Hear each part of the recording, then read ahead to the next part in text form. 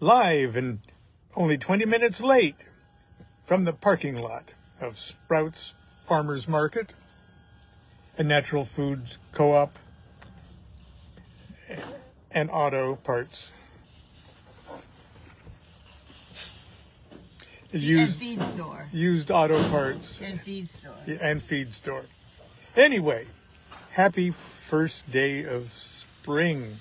It's first day of spring and probably the official beginning of the Holy Days of Thelema, which I'll talk about later. But right now,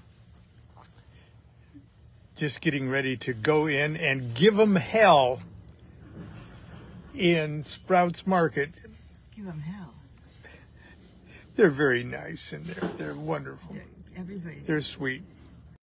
Let's see. Everybody's overworked and very nice, even while they're overworked. There she is. Good morning. Happy spring. It's great. From now is the best time, because from now we just wait for summer, and when summer hits, well, you know, that means after summer, then we go downhill to winter. So it's uphill right now. So trying to be positive. With about 6 weeks of 120 degrees or more, and then it freezes. Then we have 8 months of winter. So no, we're very pleased that spring's coming. There's more light, and don't like daylight saving time. Particularly had a fun week. I was out riding my bike once in the evening, sort of, and spied someone had a pile of free scalloped bricks. And they're long. They're about 3 feet long. They're like that long. Yeah. Some of them are that, whatever that is. They are 3 feet long. And anyway, so I mean, lots of them. Well, so I made a quick bike ride. Yeah, there's lots of them. So, and when I got back, I got Lon to drive the car there, and I loaded hundreds of pounds of bricks in the car at top speed with incredible, I called it brick lust. And I watched. He watched. The endorphins kicked in, and the brick lust took over, and I filled the car. So it was scary because our stabilizer bar is in the back there somewhere. It's not in the car. It's not installed. We drove home on 2 wheels. The ones on the right, yeah. Yes. I made him go really slow over the speed bumps because we have lots of speed lumps here, and so we wouldn't tip over. So, and then yesterday I loaded them. I moved them under the carport. I probably thinking that this was probably a stupid thing for me to do, but you know. What are you going to do with those scallop that's bricks? Why I'm thinking it's a stupid thing to do, because I don't know what I'm going to do with them yet. We're going to build a pyramid or something? A fort. A fort? Fallout shelter? I need my father's scaffolding for that, though. Anyway, and I planted a few seeds in a little tiny space in the front by the driveway. And some of them will come up, maybe. And so it's spring-like, and I decided it's a time for all of us to realize that what we desire in spring, we will see. So work on that. Whoa. That's the real cause and effect. It's not the other way. What we desire, we will see. So I'm working on what I desire. I'm just confused. Well, very good. I'm so multidimensional. It's just too many things. I want everything. But what do I really desire? Hey, anyway, you deserve it all. That's right. We all do. We all deserve it all. Okay. I'd like to give it to you. Anyway, so I said happy spring. I'm going shopping. Okay. Thank you very much, dear. And see what else were we going to mention? I wasn't going to mention anything. We got a turtle. We got a new turtle swimming pool coming. A new turtle swimming pool. So the last one got all rusty. It was just a galvanized pan about so big. Because in the summertime she has to have a dip in the middle of the afternoon because she's a water turtle and It's just too hot for her to stay outside long. But then she's too excited to come in, so she's got her blood moving. So anyway, that's it. Okay. We'll tell you more about the turtle pool next week. I'm sure you can hardly wait. Alrighty. We had here, I'm going to turn it back on me. Say goodbye. Gracie. Bye, Gracie. Good night, Gracie. Okay. I had a panic moment because that's why I didn't have anything to say, because I didn't think I was going to be on at all. In the last parking lot, somehow or other, I lost all of the brightness on my telephone. And I don't know how it happened. The display... he doesn't know how he got it back either. He's so technical. Well, it got so dark I couldn't see the settings. And so I had to get it way down here in the car so I could say, I think that's the settings button. But anyway, that's it. Enjoy your shopping, dear. And boy, that's thinking positive. Okay, this is March 19th, 2024, exactly 120 years ago from the first time that Crowley and Rose did the Supreme Invocation of Horus. Now, very often we celebrate the 20th, and I'll explain why in just a minute. But again, I'm reading from Crowley's Equinox of the Gods, and I'm going to have to find the page.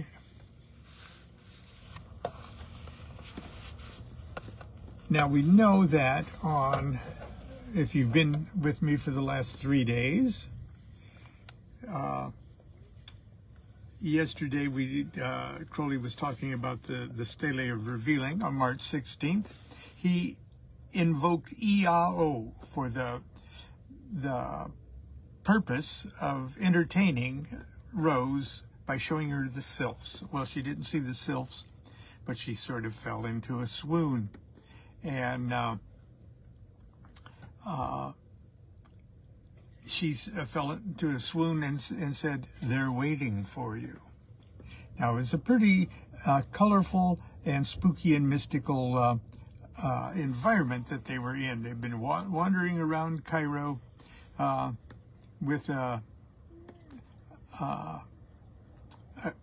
they hired a really big guy in a turban and stripped him down and oiled him up and made him run in front of their carriage because they were posing as Prince Kale Khan and the Princess Urada. And I'm sure they were fooling no one. But anyway, they hired this guy to run ahead of their carriage as they were going through the streets of Cairo, going, make way for Prince Kale Khan and Princess Urada. Currently maintaining a low profile here in Cairo. And so they were hearing all of these strange languages and stuff, and it was all very exotic experience for Rose, especially. And Rose was pregnant. They discovered that she was pregnant. That's why they were in Cairo they came back to Cairo because they were on their extended honeymoon, going all over the place. And they'd been to Cairo before a month or so earlier. And but they came back because they didn't want to sit out the pregnancy in cold, chilly Scotland. I mean, Scotland's wonderful, but if you have your choice of where you want to be pregnant,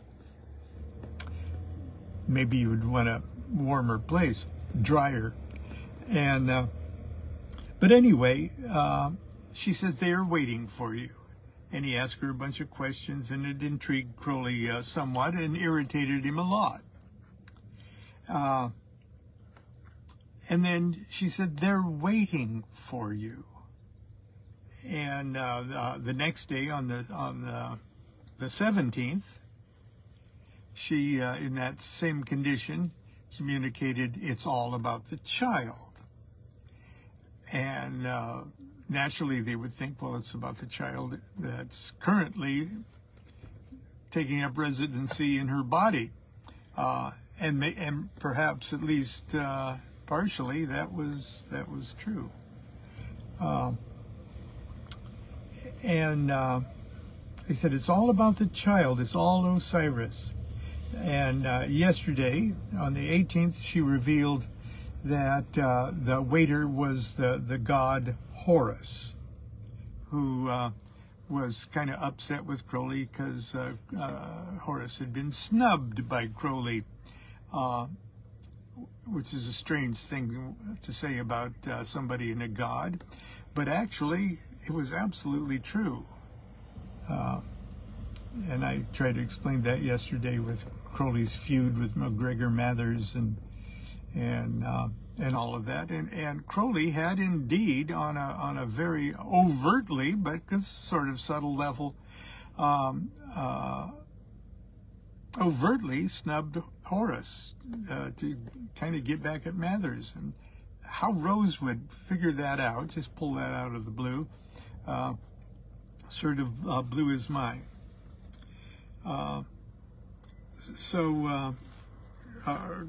Yesterday was when Crowley interrogated her and gave her a list of things, and it was only then that Crowley was starting to think that this was that Rose was actually in contact with some kind of praetor-human intelligence to get all of these pretty technical magical questions accurately. So the idea was that they were to formally invoke Horus and let Horus himself sort of take over the scene. That the age had changed, and that Horus had an announcement for Crowley. So Crowley took the time on the 18th, as we interpret this, to write out a ritual, compose a ritual, and then do it the next day. And that's the 19th. And it says, on the 19th, the ritual written out and the invocation done. Little success. So we could say that this is the feast of the little success. But the next day, it turned into something else. Here, I'm going to read the ritual as this would suggest it was written out and done, that they did today on the 19th. And it may have been at 12:30 a.m. 12:30 p.m. Little after 1/4 noon. And here's how Crowley has written it out. Invocation of Horus, according to the divine vision of W. That's Rose. Uada, the seer. Okay, Crowley was asking Rose how to go about doing these things. And so he asked her some questions about, well, how should we do this ritual? And this was Rose's answers to Crowley saying, how do I do this ritual? To be performed before a window open to the east or north without incense. The room to be filled with jewels, but only diamonds to be worn. A sword, unconsecrated. 44 pearl beads to be told. Stand. Bright daylight at 12:30 noon. Locked doors. White robe. Bare feet. Be very loud. Saturday. Use the sign of Apophis and Typhon. Now, Apophis and Typhon is, I can't do it in here with your arms stretched out, making a big V and the head thrown back. It's a sign of Apophis and Typhon, the god that destroys the solar influences in the Egyptian myth, but the god who just the destroyer aspect. Okay, so what I just read was W's answer to various questions posed by P. Crowley. Now, this is what Crowley's idea for the ritual was. The preliminary, banishment, lesser banishing ritual of the pentagram, lesser banishing ritual of the hexagram, flaming sword, abrahadabra, invoke, as before is what he said. But Rose said, omit. Okay, so all of the Golden Dawn kind of classic things that Crowley thought, well, this would be appropriate for an invocation of Horus. Rose said, omit. So Crowley was stuck with fashioning a formal ritual without using the apparent correct magical formulas and magical gestures and a magical format. How do I make a real thing out of a thing with components that I don't think are real? And somewhere else in Crowley's biography he says, I went ahead and did it just to show her nothing would happen if we broke all the rules. So I love the confession. This is where he gets out of the fact that he's not supposed to bathe. He's not supposed to do all the things rituals magicians do in preparation to a ceremony. So this is his confession to the Lord Horus, who he's intending to invoke. Starts off, unprepared and uninvoking.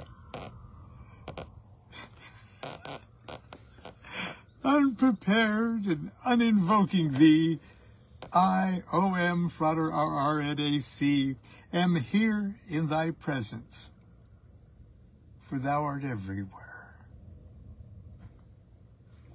O Lord Horus, to confess humbly before thee my neglect and scorn of thee.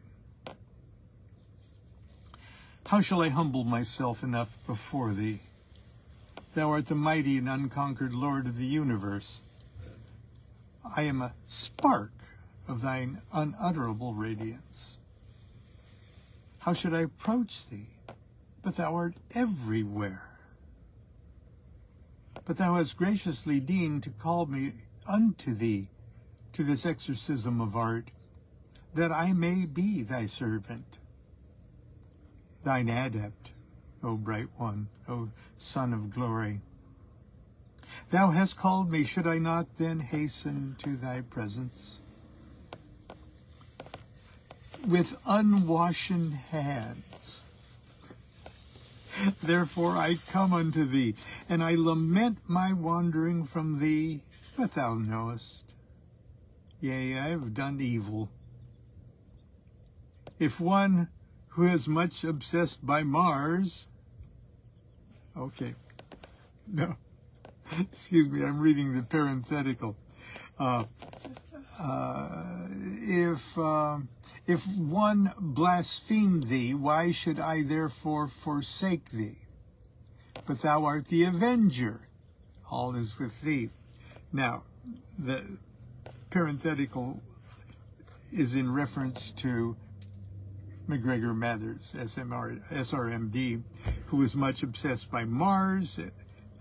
He saw Horus as, at first, as Geburah, or the sphere of Mars.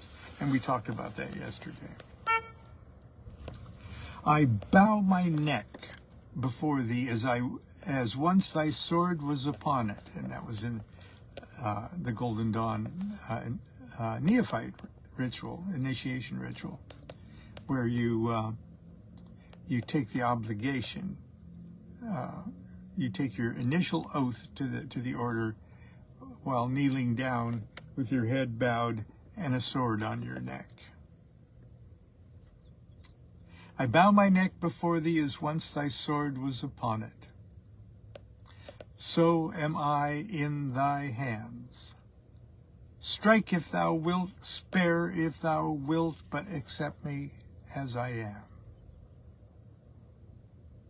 My trust is in thee. Shall I be confounded? This ritual of art, this 40 and fourfold invocation, this sacrifice of blood, it is enough if I obey. These I do not comprehend, he's saying. Why I have a room full of beads and blood, maybe? I don't understand. It's enough if I obey. If I obey thy decree. Did thy fiat go forth for my eternal misery? Were it not for my joy to execute thy sentence upon myself? For why? For all that is in thee and of thee, it is enough if I burn up in thine intolerable glory of thy presence. Enough. I turn toward thy promise. Doubtful are the words, dark are the ways, but in thy words and ways is light. Thus then, now as ever, I enter the path of darkness, if haply so I may attain the light. Hail.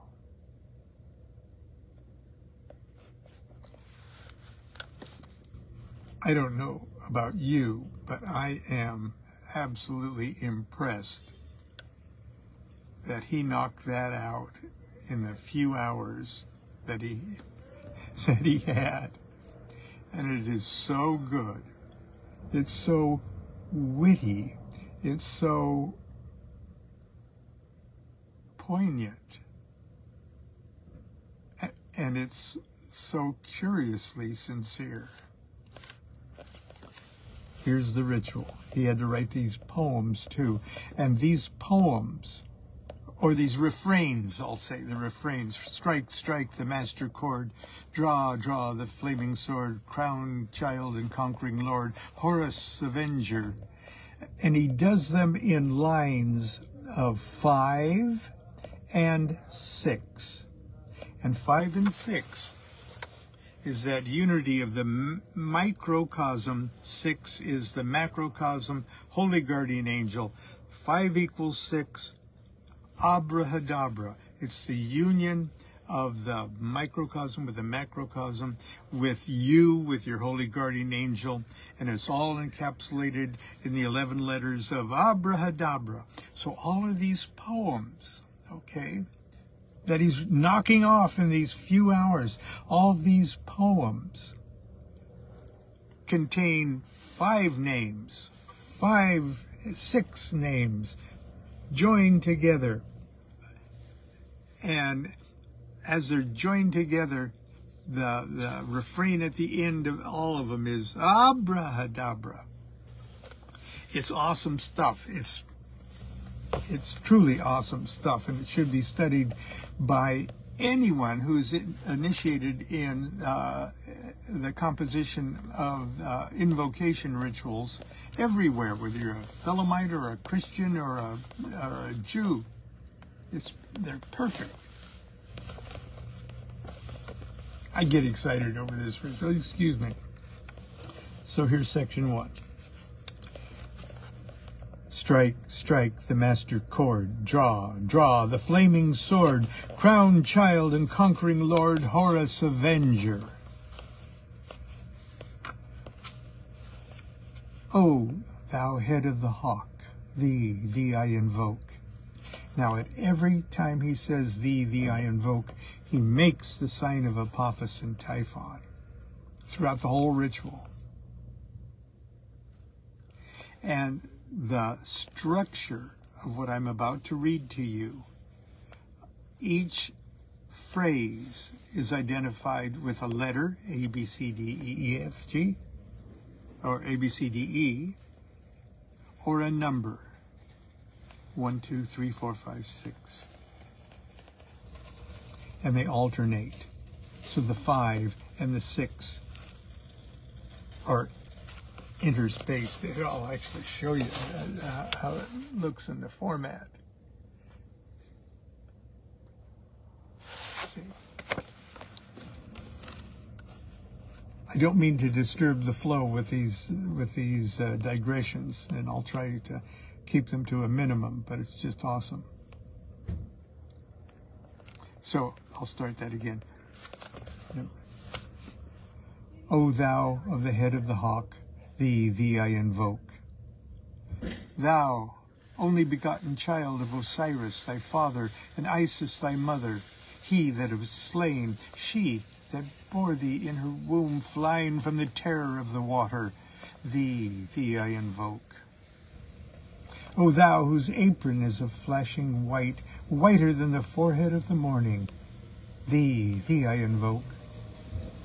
O thou who hast formulated thy father and made fertile thy mother, thee I invoke. O thou whose garment is of golden glory with azure bars of sky, thee I invoke. O thou who didst avenge the horror of death, thou slayer of Typhon, thou who didst lift thine arms and the dragons of death were as dust, thou who didst raise thy head and the crocodile of Nile was abased before thee, thee I invoke. O thou whose nemesis hideth the universe with night, the impermeable blue, thee I invoke. Thou who travellest in the boat of Ra, abiding at the helm of the Aftet boat and of the Sektet boat, thee I invoke. Thou who bearest the wand of double power, thee I invoke. Thou about whose presence is shed the darkness of blue light, the unfathomable glory of the outermost ether, the untraveled, the unthinkable immensity of space, thou who concentrateth all the 30 aethers in one darkling sphere of fire, thee I invoke. O thou who bearest the rose and the cross of life and light, thee I invoke. The voice of the 5, the voice of the 6, 11 are the voices, abrahadabra.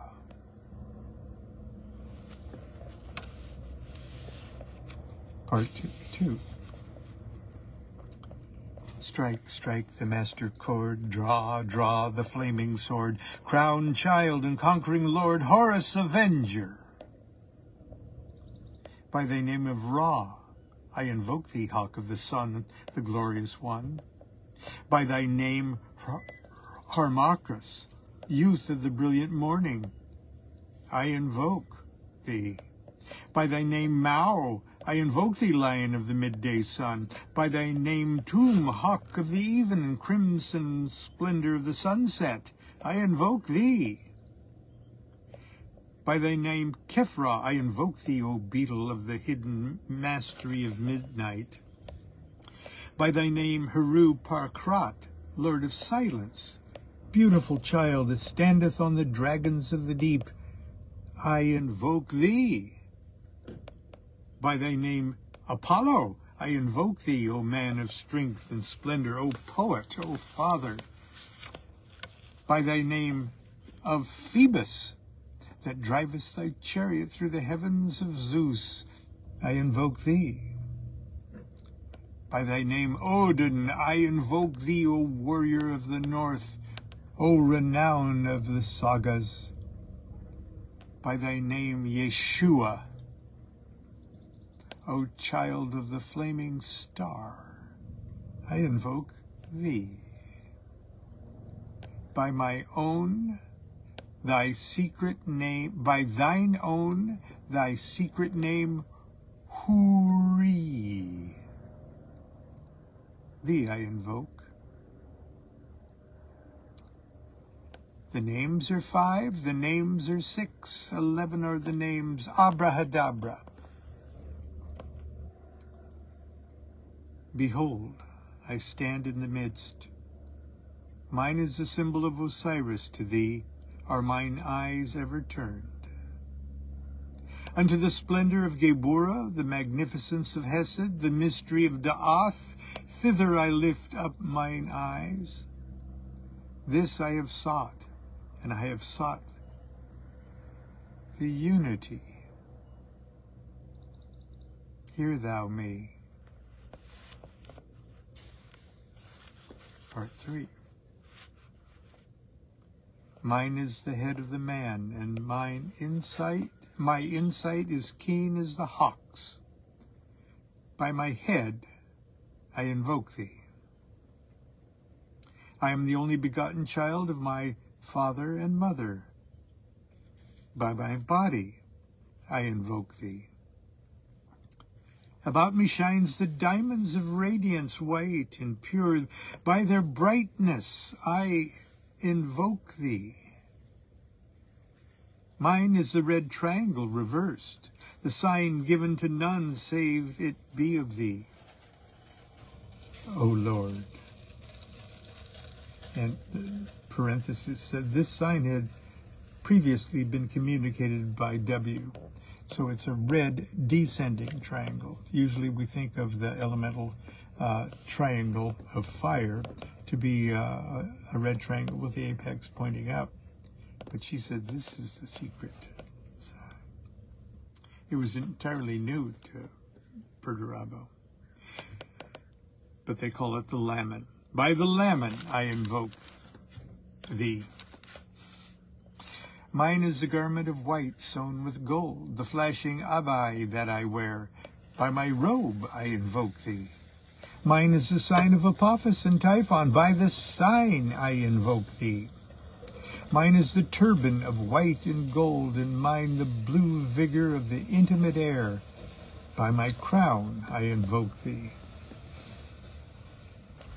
My fingers travel on the beads of pearl, so I run after thee in thy car of glory. By my fingers I invoke thee.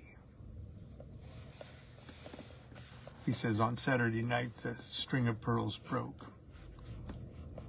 So he changed the invocation to, my mystic sigils travel in the bark of the acacia. By my spells I invoke. Okay, he adds that. I bear the wand of double power, the voice of the master Abrahadabra. By the word I invoke thee.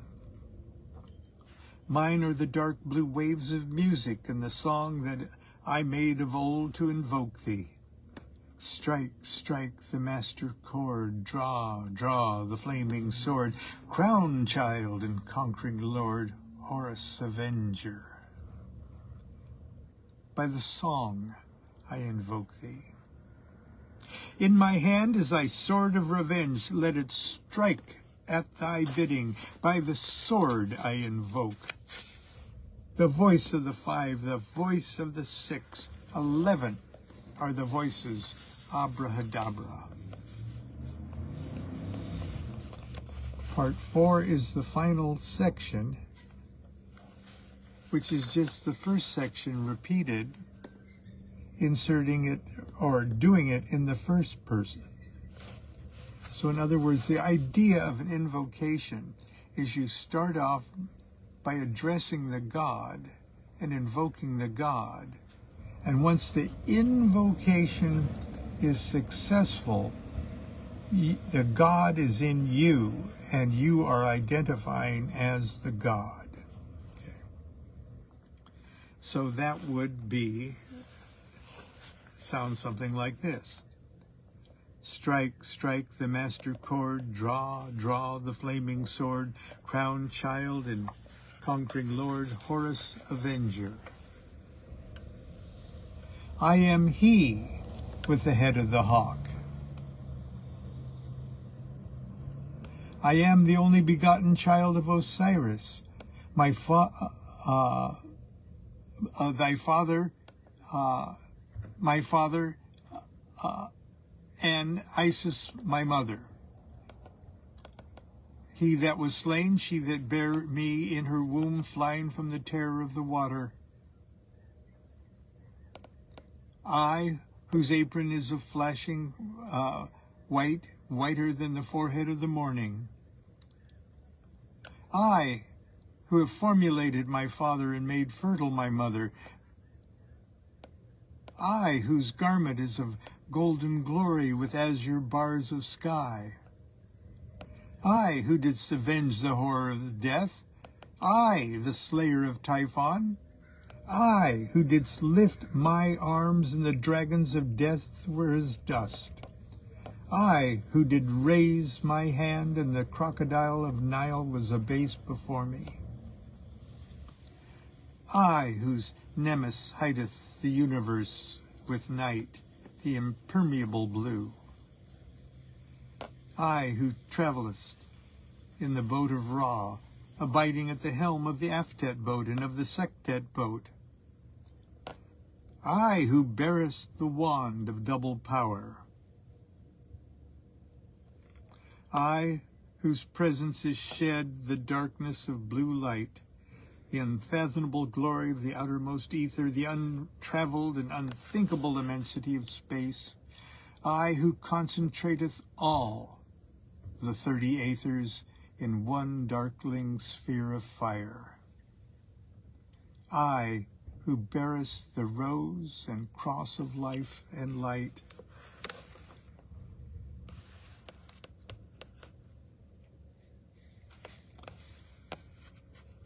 Therefore I say unto thee, now you come back to yourself for a second. Therefore I say unto thee, come thou forth and dwell in me, so that every my spirit, whether of the firmament or of the aether or of the earth or under the earth, on dry land or in the water, of whirling air or of rushing fire, and every spell and scourge of God may be obedient unto me. Excuse me, as Crowley has written it, and every spell and scourge of God, the vast one, may be thou. Abrahadabra. Then it simply says, the adoration, impromptu. Now one can only imagine what that might be. Then Crowley wanted to close by a banishing ritual. And he says here, I think this was omitted at W.'s orders. Well, they did that at noon on the 19th of March. They had an impromptu adoration at the end. We don't know what that was about, but they initially, or Crowley initially, said without success. That would not be the case when they did it tomorrow. And that's where we'll stop today. I hope my phone is still on. I had a little trouble with it this morning. Until tomorrow, continue to be good to yourself, be good to each other. Happy first day of spring. Happy 0 degrees or 1 degree Aries, everyone. Happy 2 of Wands, everyone. Let's hope that it's a wonderful new solar year, or make it so, no matter what it is. Do what thou wilt should be the whole of the law. Love is the law. Love under will.